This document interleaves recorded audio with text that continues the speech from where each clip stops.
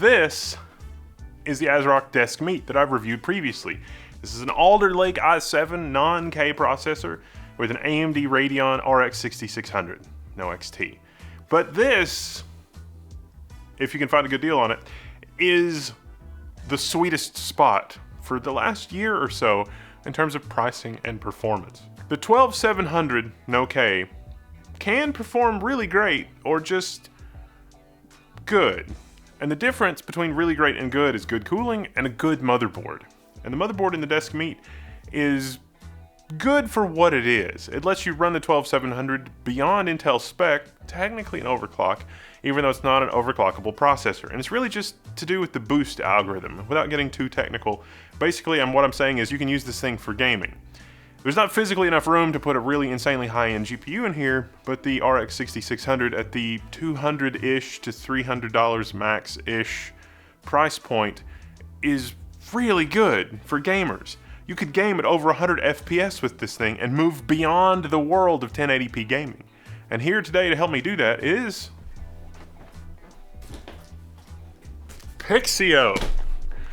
Pixio is a monitor company we've been following for a very, very long time here at Level 1, and this is the new PXC277A. It's a refresh of their 277, some slightly different innards, so some slightly different stuff. But this is the gaming monitor for when you want to move beyond 1080p and you don't want to spend an insane amount of money. Thank you for choosing Pixio. DisplayPort cables included, AC power, brick, product assembly. Download your manual. 3-year warranty. Register for your warranty. This is your reminder if you just bought this monitor and you're wanting to see what you're getting yourself into. Register for your warranty. This is the curved version of this monitor. Pixio has curved and non-curved monitors, but they tell me that the curved monitors have been a good seller. Now the monitor bundle is pretty standard, except for one thing, which I really love that Pixio is doing. See, they came out with some monitors that did not have VESA screws, but you could get an adapter from them really inexpensively that would let you go to VESA. But this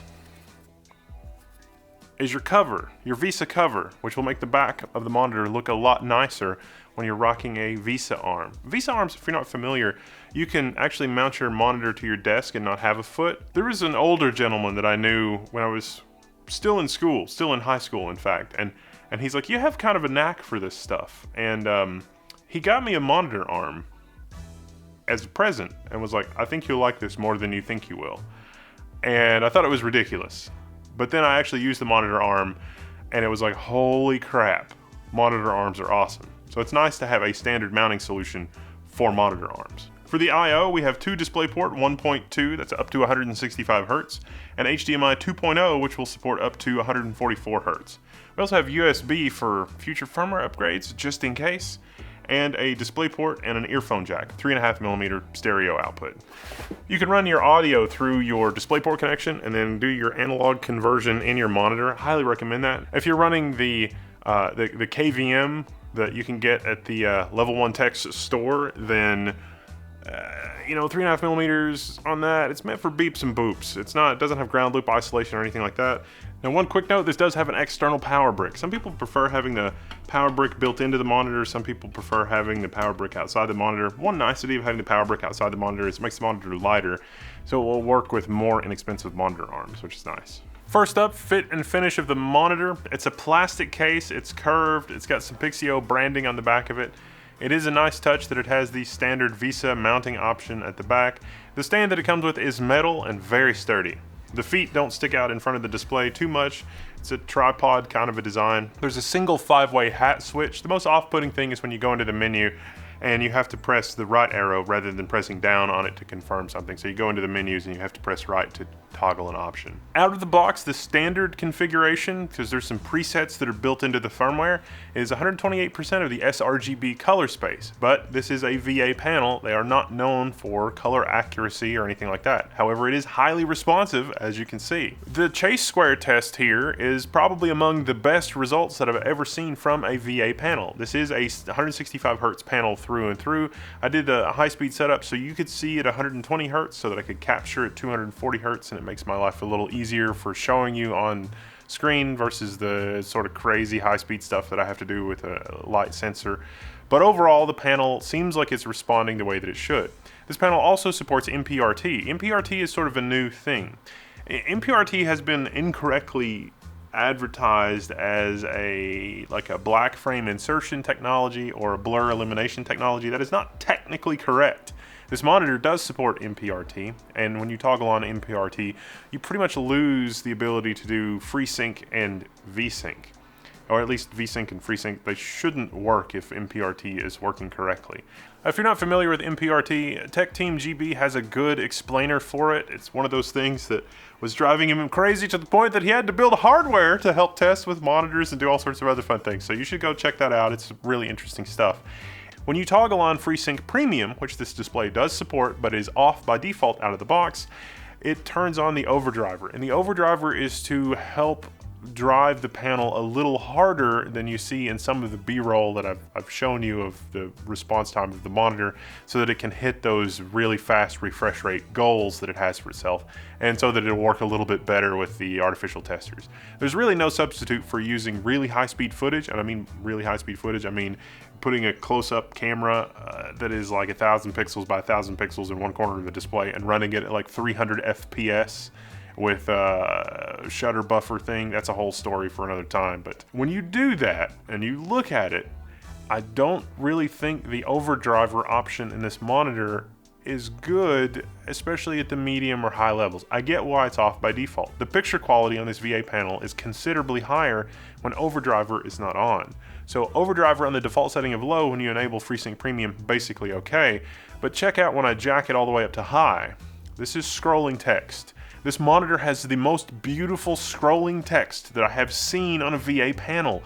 It rivals OLED. Okay, not really. OLED is a crazy expensive technology and it's an insanely fast response time. This monitor, scrolling black text like you would be doing on a web page, is a really, really good experience. The text is sharp, it's crisp, it's awesome.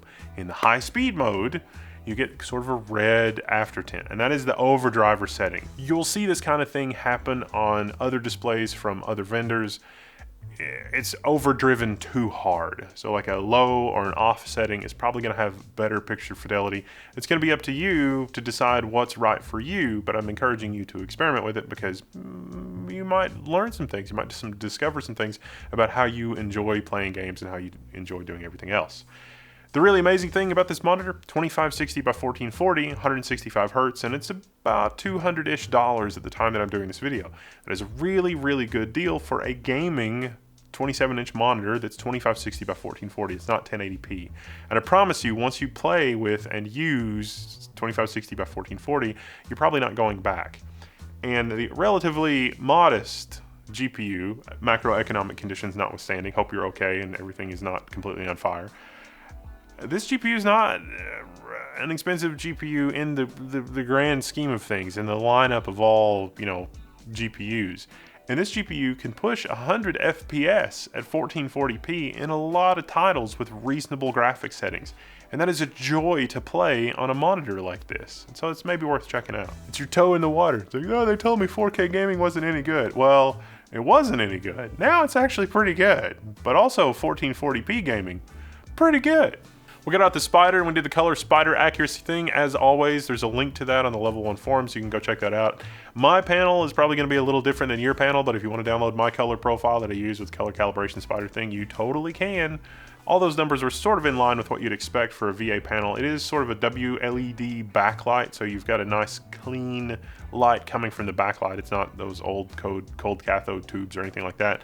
And the curvature here is not a significant curvature. It is a little bit of a curvature, but it's not one of the extreme R ratings for monitor curvature. So I mention that because you probably could actually get away with two of these monitors side by side with this curvature, which is one of the main problems that I have with curved monitors, is that it's hard to run 2 or 3 of them side by side or stacked one on top of another. Pixio said that the previous version of this monitor was one of their better selling models ever, and I get why. This is only an improvement over the previous 277. The 277A is, it's nice. This is a really nice setup.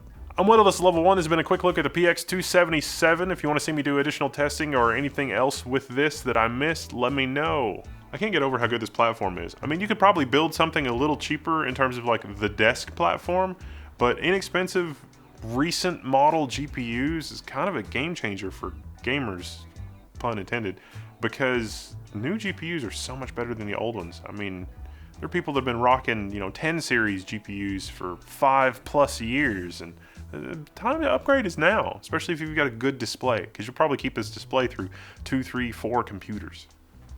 Fun times.